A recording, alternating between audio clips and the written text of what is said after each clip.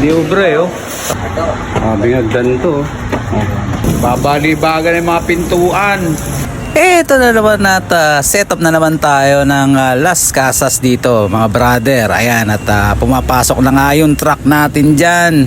At ayun, kumaway pa si driver. Pero hindi kami dyan nagbaba mga brother. Etong binababa namin dun sa likod na itong unang pinasukan ng truck dito sa Las Casas. So ito yung dadaanan namin. Ayan at makikita nyo napakakitid ng hagdan. Pero ito yung pinakamalapit papunta dun sa may venue mga brother. Kasi kung doon kami dadaan, mas mahirap ang dadaanan namin. Mas malayo ang tulakan, lubak-lubak pa. At pagpasok mo nga, pag akyat mo, ito na yung venue. At makikita mo kagad pag akyat mo ng hagdan, ito na yung venue. Ayan, ito yung mahabang venue. So medyo alanganin nga kami, tinuturo ko dyan. Alanganin yung pupwestuhan namin ng ilaw dahil mababa nga yung mga gilid ng ng pupwestuhan natin. At ito na nga yung gamit. To makikita nyo dyan, nakakalat yung mga gamit namin. Yung iba wala ng box, wala na sa box. Kasi makitid yung hagdan. So tinanggalan lang namin, katulad ng LED wall na yan. Hindi kakayanin ng mga nakabox. Sobrang bigat at medyo makitid nga yung hagdan. So papakita ko uli sa inyo. Ito yung hagdan. Ayan. Kung imagine nyo, akit natin yung box ng LED wall dyan. So ang hirap. Tapos ang bigat pa. Tapos yung butas na yun, yung bintana na yun, doon namin dinaan yun. Yan. Diyan namin dinaan yung vertical truss na apat na 10 feet, dalawang 10 feet, dalawang 8 feet. So ayan, dito na namin nilagay uli yung mga gamit na yan dahil mamaya na namin gagamitin at kukuha na lang kami ng mga kable dahil nga mahirap iakyat, sobrang bibigat ng kable dahil nga sobrang kitid ng hagdan na yan. Ayan, makikita nyo, napakitid, so mahirap iakyat talaga yung mga gamit. Gulpi ka dyan mga brother. So dito sa part na to, ito at yan na nga, tinansya na namin, yan yung problema, yung 8 feet na yan hindi kakasya doon. So kayo sa mga magsisetup dito sa Las Casas, no, yung tripod nyo na yan, yung 8 feet na yan, mataas medyo mababa na nga yan. So hindi kakasya mga brother. At napagkasunduan na nga namin na doon na ilagay sa taas yan. Pero yung dalawang 10 feet doon medyo pumasok kasi nga medyo lumusot at umakma doon sa height niya. So dito sa part na to, ito yung bungad, hindi uubra dahil nga dyan merong buffet. Ayan, at hindi nga kami makakasagad pumasok at magpwesto ng mga ilaw doon. So napagkasunduan na sa taas na tayo, sa taas na kami maglagay. Sabi ng mga coordinator sila ma'am, so yun na, kung ubra sa taas lang talaga. Etong dalawang to, etong 8 feet. Sa taas na lang ma'am. Ilapit mo na lang kung masyadong malayo dun sa dalawa. Ilapit mo na lang sa dito. O kaya dito mo ilapit mo. Sige ma'am.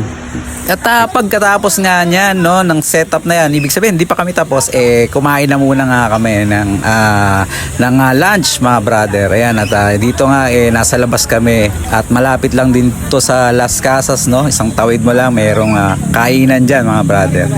So ayan, at kakain na muna kami. Siyempre hindi pa naman kami tapos doon pagkatapos namin kumain at tsaka namin babalikan o tatapusin na yung setup. Ayan.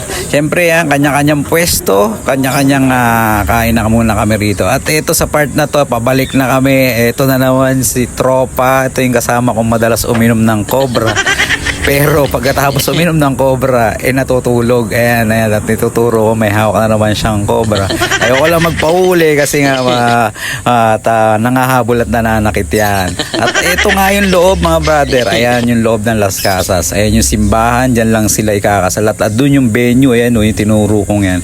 Dyan ang setup namin. So ito sa part na to, setup na naman kami uli. Ayan, at binalikan na nga namin yung setup namin at inayos na nga namin yung ibang hindi pa tapos na i-setup. So dito makikita nyo tayo na yung LED wall at tatayo na rin kami ng mga gamit at para matapos na. So dito sa part na to nakapag-preset na ako, napagbuga na ako ng haze mga brother. Ayan, at okay na kami, no? Siguro ang part na hapon na to at umuulan na.